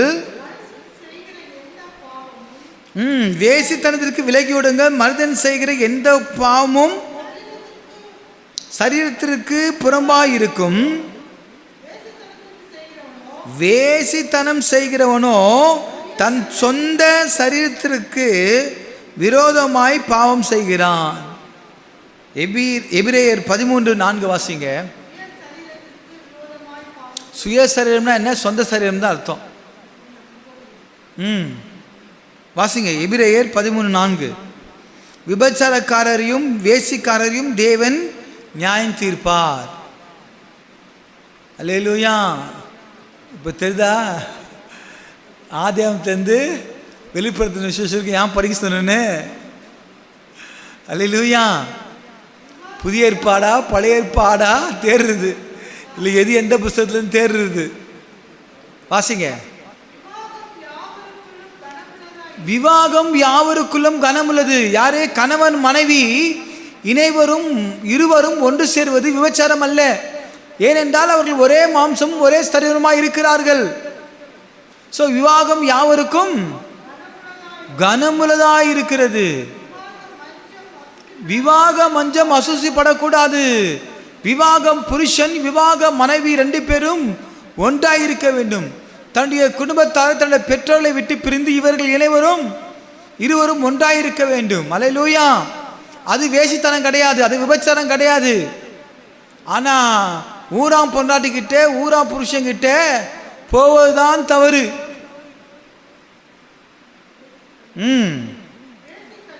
வேசி கல்லறையும் விபச்சாரக்காரரையும் தேவ நியாயம் தீர்ப்பார். இன்னைக்கு அநேக குடும்பங்கள் இந்த விபச்சாரத்தின் காரியம் தலைவிரித்து ஆடிக்கொண்டிருக்கின்றன. ஒரு குடும்பத்தில் சண்டை பிரச்சனை அப்படின்னா மனைவி வேலைக்கு போறா, துக்கத்தோடு அழுது கொண்டிருக்கிறா, கண்ணீர் வடிக்கிறா. ஐயோ, நான் இவனை போய் நான் காதலிச்சு திருமணம் பண்ணனே, இவன் என்னை கொடுமைப்படுத்துறானே என்று சொல்லி. அப்போ அந்த அலுவலகத்தில் ஒருத்தன் பார்க்குறான், இந்த பொண்ணு பார்க்க அழகாக இருக்கு, இவன் மூஞ்சியா சோகமாக இருக்கு. அப்போ இவ அழுது சொல்லும்பொழுது, நீங்கள் துக்கமாக இருக்கீங்க, வாங்க, இந்த சூழ்நிலை நீங்கள் ஒரே டென்ஷனாக இங்கே வேலை செய்யக்கூடாது, வாங்க அப்படின்னு சொல்லிட்டு வெளியே கூப்பிட்டு போகிறான், ஹோட்டலுக்கு கூப்பிட்டு போகிறான், வாங்க ஒரு காஃபி சாப்பிட்டு பேசலாம், சாப்பாடு சாப்பிட்லாம், ஐஸ்கிரீம் சாப்பிட்லாம். எப்படி பேசுகிறான், கரெக்ட் பண்ணுறான். இன்றைக்கி அப்படி தான் இன்றைக்கி அநேக காரியங்கள் நடக்குது. ஒரு யூடியூப் சேனல் அப்படி தான் ஒரு நபர் கேட்குறாரு, போலீஸ்காரன் டாக்டருக்கு யாரும் தெரியல, யாரோ ஒருத்தர் அந்த யூடியூப்பில் வாய்ஸ் மெசேஜ் கேட்டேன், என் பொண்டாட்டி எப்படி நீ பப்பு கூட்டின்னு போவ. நிறைய விஷயம். மிலிட்ரி மேன் ஊருக்கு போயிட்டார், அந்த ஊரில் கிராமத்தில் ஒருத்தன் இருக்கிறான், அவனோட பழக்கம் ஏற்பட்டு தன் சொந்த பிள்ளைகளை சாகடிக்கிறா. புருஷன் வரும்போது புருஷனுக்கு வச வைக்க பார்த்தா, நல்லவேளை புருஷன் சாப்பிடல, வெளியே போயிட்டான், பிள்ளைங்க செத்து போயிட்டாங்க. என்ன பண்ணுறதுன்னு தெரியல. ஐயோ, என் பிள்ளை செத்து போயிட்டாங்களே சொல்லிட்டு அவள் ட்ராமா ஆடுறா, எல்லாம் பண்ணுறா, பிள்ளைங்கள்லாம் புதைச்சிடுறாங்க. அப்போ ஒரு நாள் இவன் வெளியே போயிட்டு வரும்போது செல்ஃபோனில் ஒரு செய்தியை வருது. அந்த செல்ஃபோனில் செய்தியை பார்க்குறா. செல்ஃபோனில் செய்தியை பார்த்த உடனேயும் அவன் ஷாக் ஆகிட்டான். இவ கள்ள உறவு வைத்து கொண்டிருக்கிறா, என்ன பண்ணுறது தெரியலே என்று சொல்லி அவன் தெரியாத மாதிரி பார்க்குறான். அந்த ஃபோனை எடுத்துகிட்டு அப்படியே நேராக போலீஸ் ஸ்டேஷன் போகிறாங்க. போலீஸ் ஸ்டேஷன் போயிட்டு செய்தியை காட்டுறாங்க, எனக்கு எவிடன்ஸ் வேணும் அப்படின்னு சொல்லிட்டு. இப்போது அந்த மெசேஜை பார்த்துட்டு அவன் ஃபோன் பண்ணி விசாரிக்கிறான் மனைவி கிட்ட. புருஷனுக்கு தெரிஞ்சு போச்சு. ஐயோ, என்னை மன்னிச்சிடுங்க, நான் தெரியாமல் பாவம் பண்ணிட்டேன், ஃபஸ்ட்டு ஒத்துக்கலை, நான் பண்ணவே இல்லை, எனக்கு தெரியவே தெரியாது, நீ பொய் சொல்லாதடி, உன் ஃபோனில் எல்லா மெசேஜும் பார்த்துட்டேன், தெரிஞ்சிருச்சுடி அப்படின்னு சொன்ன உடனேயும் என்னாச்சு தெரியுமா, ஐயோ தெரிஞ்சு போச்சா. அப்போ தான் சொல்கிறான், நீ எப்படிலாம் கொலை பண்ண, என்னடி பண்ண, ஐயோ பாவி, நீ சொல்லு, நான் அந்த போலீஸ்கிட்ட போய் சொல்லிவிடுவேன், வீட்டுக்கு வாங்க நான் சொல்லிடுறேன், இப்போ ஃபோனில் சொல்லுடி அப்படின்னு சொன்ன பிறகு போலீஸ் ஸ்டேஷனில் அதை ஸ்பீக்கரில் போட்டு காமிச்சு ரெக்கார்ட் பண்ணிவிட்டு எல்லோரும் கேட்குறாங்க. கேட்ட உடனே என்ன தெரியுமா ஆச்சு, இவளை கொண்டு அரெஸ்ட் பண்ணி ஜெயிலில் போட்டான். 2 பிஞ்சு குழந்தைகளை சாவடிச்சிட்டான். இப்படி தான் இன்றைக்கி அநேக குடும்பங்களில் நடக்குது. பாவங்கள், புருஷன்கள் தவறு செய்த காலங்களில் போய் இன்றைக்கி ஸ்திரீகள் தவறு செய்து கொண்டிருக்கிறார்கள். ஆகவே ரொம்ப ரொம்ப எச்சரிக்கையாக இருக்கணும். கணவன் மனைவி உறவுக்குள்ள எந்த ஒரு தேர்ட் பர்சனும் வரக்கூடாது. பிரச்சனையா, போராட்டமா, நிந்தையா, அவமானமா, திருமணத்து நேரத்தில் நம்ம என்ன செய்கிறோம், வாழ்விலும் தாழ்விலும் இன்பத்திலும் துன்பத்திலும் சுகத்திலும் துக்கத்திலும் மரணம் பிரிக்கும் வரையிலும் எல்லா ஸ்டேட்மெண்ட்லாம் பக்காவாக இருக்குது. அப்போ தான் ஒரு நபர் சொல்கிறாரு, கல்யாணத்தில் உங்கள் வீட்டுக்காரர் சொன்னானே, வாழ்லும் தாழ்வும் துன்பத்திலும் இன்பத்திலும் இப்போ மட்டும் அவனை கைவிட்டாரா அவன் கணவர்? ஒரு தகப்பன் கேட்குறான். எப்படி? ஸோ இன்னைக்கு பாருங்க, கணவன் மனைவி ஒன்றா இருக்கிறாங்க. சில கேடு கெட்ட தகப்பன்மார்கள், கேடு கெட்ட மாமியார்கள், கேடு கெட்ட குடும்பங்கள், நபர்கள் பிரிவினையை ஏற்படுத்துகிறார்கள். ஏன் அப்படி சொல்றேன்னா, கேடு கெட்டவர்கள், கெட்ட எண்ணம் உள்ளவர்கள். சில பேருடைய அந்த அந்த அந்த ரெக்கார்டிங்லாம் கேட்கும்போது எனக்கு இருதயமே உடைகிறது. கணவன் மனைவிக்கு தான் பிரச்சனை வரும், மாமியாருக்கும் மருமகளுக்கும் பிரச்சனை வரும். இங்கு பெண்ணை பெற்றெடுத்த தகப்பனும் தாயும் பிரச்சனை பண்றாங்க. நீ வாழாத பிரிஞ்சு வா என்று சொல்லி. எப்பேற்பட்ட காரியம் பாருங்க. அப்ப இவெல்லாம் என்ன செய்வது? உண்மையிலே இவன் பெற்ற தகப்பன் தானா எனக்கு டவுட் ஆயிடுச்சு. சில பேர்லாம் இருக்கிறாங்க, குடும்பப்படுத்தி சாகடிக்கக்கூடிய நிலைமைலாம். எதுவானாலும் சரி, கணவன் மனைவி சேர்ந்து வாழ வேண்டும், அவர்கள் பிரிந்து வாழக்கூடாது. அப்படி பிரிவினை ஏற்படுத்துகிற எந்த காரியமானாலும், எந்த நபர்களானாலும் அது தேவனுக்கு விரோதமான ஒரு காரியம். நம்ம கடைசியாக பாருங்க, விபச்சாரக்காரரையும் வேசி கல்லரையும் தேவன் நியாயம் தீர்ப்பார். ஆகவே தேவன் நாம் செய்கிற பாவத்திற்கு தக்க தண்டனையை தேவன் கொடுப்பார். தாவீதுடைய மகன் செத்து போனான். அப்ப இன்றைக்கு நம்ம பாவம் செய்வோமானால் நமக்கு தண்டனை உறுதி, நியாயத்தில் தேவன் கொண்டு வருவார். ஆகவே விபச்சாரம் செய்யக்கூடாது. உங்க வாழ்க்கையை அர்ப்பணிங்க.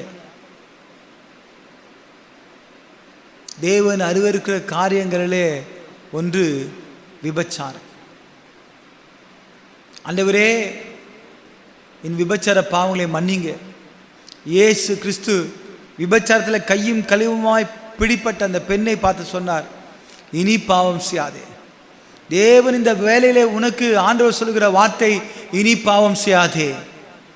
ஒருவேளை நீ தவறி விழுந்திருக்கலாம், பாவத்தில் விழுந்திருக்கலாம், அது ரகசியமாக நீ பாவம் செய்து கொண்டிருக்கலாம். கர்த்தர் உன்னை பார்த்து சொல்ல, இனி பாவம் செய்யாதே. மனம் திரும்பி உன் சொந்த புருஷனிடத்தில் போய் சேர்ந்து வாழ்.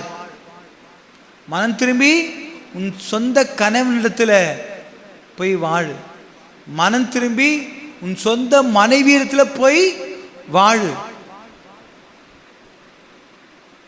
அல்லேலூயா. ஒருவேளை திருமணத்துக்கு முன்னாடி நீங்கள் காதலித்து இருக்கலாம், ஒரு மிஸ் அண்டர்ஸ்டாண்டிங்கில் பிரேக்கப் ஆகிருக்கலாம், பிரிஞ்சிருக்கலாம். ஆனால் திருமணம் ஆன பின்பு திரும்பவும் பழையபடி நீங்கள் உங்களுடைய முன்னாள் காதலனோ காதலியோ அவர்களோடு நீங்கள் தொடர்பு வைத்து கொண்டு தொலைபேசியிலையோ சேட்டிங்கிலோ நீங்கள் சீட்டிங்கில் ஈடுபட்டீங்கன்னா உங்கள் வாழ்க்கை ஷூட்டிங்கில் முடியும். அல்லேலூயா. ஏன் அப்படி சொல்கிறேன் அப்படின்னா, அதை பார்த்த சில நபர்கள் மனைவியை கண்ணன் துண்டமாக சாவடிச்சிருக்கிறாங்க. தகாத உறவுனால மனைவி சாகடிச்சிருக்காங்க. ஏன்? பெற்றெடுத்த பிள்ளைகளே தன்னுடைய அம்மா இப்படி தவறு செய்தார்கள் என்று சொல்லி சாகடித்து இருக்கிறார்கள். நான் நிறைய விஷயம் கேள்விப்பட்டிருக்கிறேன், டிவியில் பார்த்துருக்கேன், யூடியூப் சேனல், நியூஸ் பேப்பரில் பார்த்துருக்கிறேன். ஆகவே வேதம் தெளிவாய் சொல்லுது, இனி பாவம் செய்யாதே. இன்னைக்கு இந்த வார்த்தை உனக்கு நேராக வந்து கொண்டிருக்கிறது, இனி விபச்சாரம் செய்யாதே. தேவன் நியாயத்திலே கொண்டு வருவார். ஒப்பு கொடுப்பாயா? தாவீது தேவ சமூகத்தில் மனம் திரும்பி கதறி அழுத போது போல இன்னைக்கு நீ மனம் திரும்பி ஒப்பு கொடுக்கும் போது அறிக்கை செய்து விட்டு விடுகிறனோ இரக்கம் பெறுவான் என்று பார்க்கிறோம். நீ அறிக்கை செய்து விட்டு விடுவாயா? என் அன்பின் தகப்பனே, இந்த நல்ல வேலைக்காய் ஸ்தோத்திரிக்கிறோம். பாவங்களை மன்னிங்கப்பா. விபச்சாரத்தின் மயக்கத்தில் விடுதலை தாங்க. இனி பாவம் செய்யாதே என்ற வார்த்தை இன்றைக்கு ஒவ்வொரு மனுஷனுக்குள்ள இந்த விபச்சாரத்தில் ஈடுபடுத்தி தள்ளப்பட்ட ஒவ்வொருக்கும் இந்த வார்த்தை கலந்து சொல்லட்டும்பா. இனி பாவம் செய்யாதே என்று இயேசு சொல்லுகிறார். விபச்சார தொழிலில் ஈடுபட்டு கொண்டிருக்க என் அன்பு தேவனுடைய பிள்ளைகளே, உங்களுக்கு வாழ்வதற்கு இயேசு நல்ல ஒரு வழியை திறப்பார். என் அன்பு தேவனுடைய பிள்ளைகளை, இன்றைக்கு அரசாங்கம் உங்களுக்கு உதவி செய்வதற்கு தயாராக உள்ளது. வேறு தொழில் அல்ல, இந்த விபச்சார தொழில் தான் எனக்கு தேவை என்று சொல்லி அல்ல. உங்களுக்கு நல்ல தொழில் இருக்கிறது.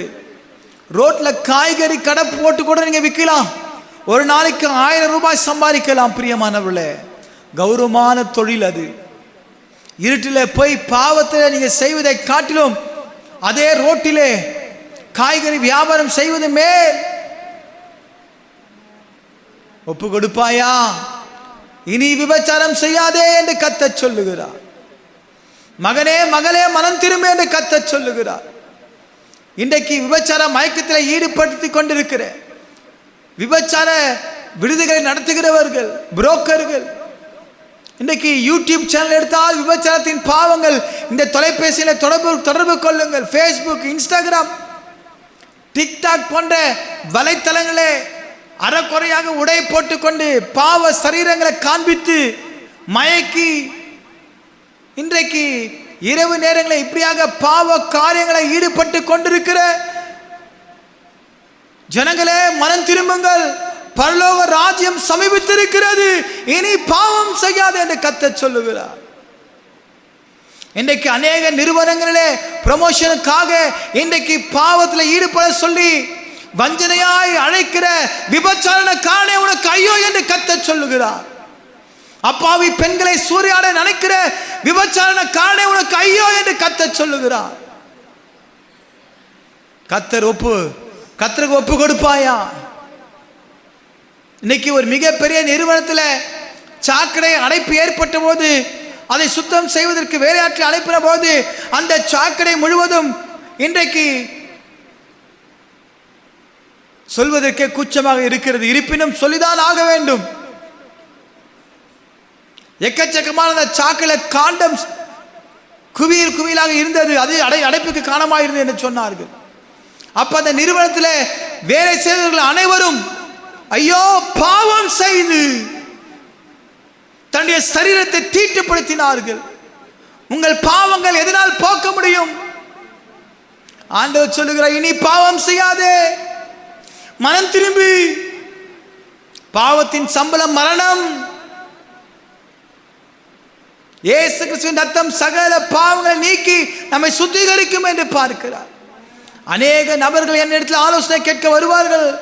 பாஸ்டர், எனக்கு உதவி செய்யுங்கள், நான் இந்த பாவத்தை ஈடுபட்டேன், ஆனால் அவனுக்கு வேலை வாய்ப்பு இல்லை, தொழில் நஷ்டமாயிற்று, இப்போ அவனை விட்டு நான் வெளியே வர வேண்டும், வேறு ஒரு திருமணம் செய்ய வேண்டும், ஆனால் குற்ற மனசாட்சியை குத்தி கொண்டிருக்கிறது, நான் என்ன செய்வது? நான் ஒரே ஒரு வார்த்தை சொல்லுவேன், அவனிடம் நீ பாவம் செய்து விட்டு வேறொருவரிடம் நீ போய் திருமணம் செய்தால் நீயும் விபச்சாரக்காரியாக மாறி விடுவாய். என் அன்பு தேவனுடைய பிள்ளைகளே, நஷ்டமோ துன்பமோ ஒருவரிடம் தவறு செய்வதற்கு முன்பதாக நீ யோசிக்க வேண்டும். இன்னைக்கு அநேக வாலிப பிள்ளைகளை நேசிப்பது, காதலிப்பது, படுக்கைக்கு அழைத்து விபச்சாரம் செய்துவிட்டு அவர்களை துடைத்து தூர போடுவது, இப்படி ஒரு கூட்டத்தார். வாலிப பெண்களே, வாலிப பிள்ளைகளே, எச்சரிக்கையாயிருங்கள். உங்களை ஆசை வார்த்தை சொல்லி தவறான ஒரு பாதைக்கு தன்னுடைய ஆசை இச்சைகளை நிறைவேற்றிக் கொள்வதற்கு உங்களை அழைப்பார்கள். இந்த வார்த்தை கேட்டுக்கொண்ட தேவ ஜனங்களே, இப்படியாக ஒரு சமூகம் பாதிக்கப்பட்டு கொண்டிருக்கிறது. எச்சரிக்கையாயிருங்கள். இது ஒரு எச்சரிப்பின் சத்தமாய் உங்களுக்கு நேராய் வந்து கொண்டிருக்கிறது. வாலிப பிள்ளைகளை எச்சரிக்கையாயிருங்கள். உங்க கன்னி தன்மை இழந்து விடாதீர்கள். வாலிப மகனே, இப்படியாக அநேக பெண்களை ஏமாற்றி நீ வஞ்சிப்பாயானால் உனக்கு ஐயோ, நீ நரக ஆக்கினை உனக்கு இருக்கிறது என்பதை மறந்து விடாதே. விபச்சாரம் செய்யாதிருப்பாயாக, விபச்சாரம் செய்யாதிருப்பாயாக என்று கர்த்தர் சொல்லுகிறார். மனம் திரும்புவாயா? இயேசுவின் பாவத்தை மன்னிக்கிறவராய் இருக்கிறார். இனி பாவம் செய்யாதே. அன்பின் தாப்பனே, இந்த வேலை கத்தாவினோடு கூட ஆண்டவரே, இந்த வார்த்தையை கேட்டுக்கொண்டிருக்கிற பிள்ளைகள் மனம் திரும்புவார்கள், ஆனால் தன்னுடைய வாழ்க்கையை அர்ப்பணிப்பார்கள், சகல பாவங்களை மன்னித்து ஒரு புதிய வாழ்க்கையை தருவீராக. இயேசுவின் நாமத்தினால் ஒரு புதிய வாழ்க்கையை நீ தாரும். பரிசுத்தப்படுத்துங்க, சுத்திகரிங்க. இப்பேற்பட்ட சூழலை உங்களை யாராவது தவறான வழியிலே அழைப்பார்கள், பெண்களே, நாட்டின் கண்களே, இன்றைக்கு தமிழக அரசாங்கம் சிங்க பெண் திட்டம் கொண்டு வந்திருக்கிறார்கள். உங்களுக்கு ஏதாவது பிரச்சனை ஏற்படுமானால் உடனடியாக தொலைபேசி எண்ணிலே அழையுங்கள். உங்களுக்கு சிறப்பு காவல் படை இருக்கிறார்கள், வந்து உங்களுக்கு உதவி செய்வார்கள். என்னை பொறுத்த வரைக்கும் உங்களை தவறான ஒரு இடத்திற்கு அழைப்பார்களானால் அவன் கேடு கெட்டவன் என்பதை மறந்து விடாதீர்கள். இன்னைக்கு அநேக பெண்கள் இப்படியாக போய் தன்னுடைய கற்பை இழந்தவர்கள் எனக்கு தெரியும். அவர்கள் கண்ணீரோடு என்னிடத்தில் வந்து அழுது புலம்பிருக்கிறார்கள். இனி பாவம் செய்யாதே.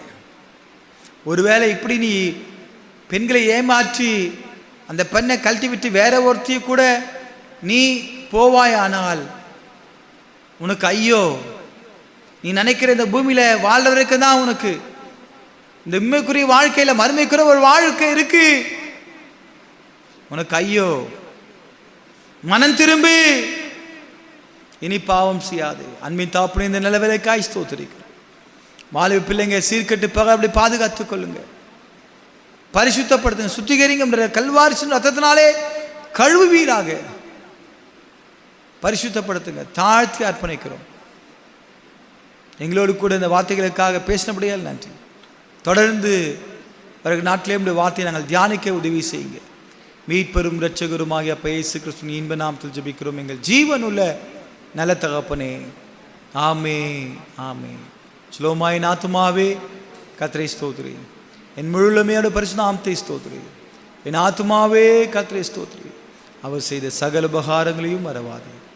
ஆமென் ஆமென். நம்முடைய கர்த்தராகிய இயேசு கிறிஸ்துவின் கிருபையும் பிதாவாகிய தேவனுடைய அன்பும் பரிசுத்த ஆவியானுடைய அந்யோன்ய ஐக்கியமும் சமாதானம் வழிநடத்தலும் பாதுகாப்பும் நம்ம கூட இருப்பதாக. ஆமென் ஆமென். ஒருவேளை இந்த விபச்சாரத்தினால நீங்கள் சிக்கி தவிச்சிருக்கலாம். உங்களுக்கு ஆலோசனை வேண்டுமானால் புதிய வாசல் சியோன் திருச்சபையிலே நாங்கள் உங்களுக்கு ஆலோசனை வழங்க நானும் என் துணைவியாரும் இருக்கிறோம். போதகர்களாகிய நாங்கள் உங்களுக்கு ஆலோசனை கொடுத்து நல்வழிப்படுத்த கர்த்தர் உங்களுக்கு உதவி செய்வாராக. God bless you. God bless you. Amen.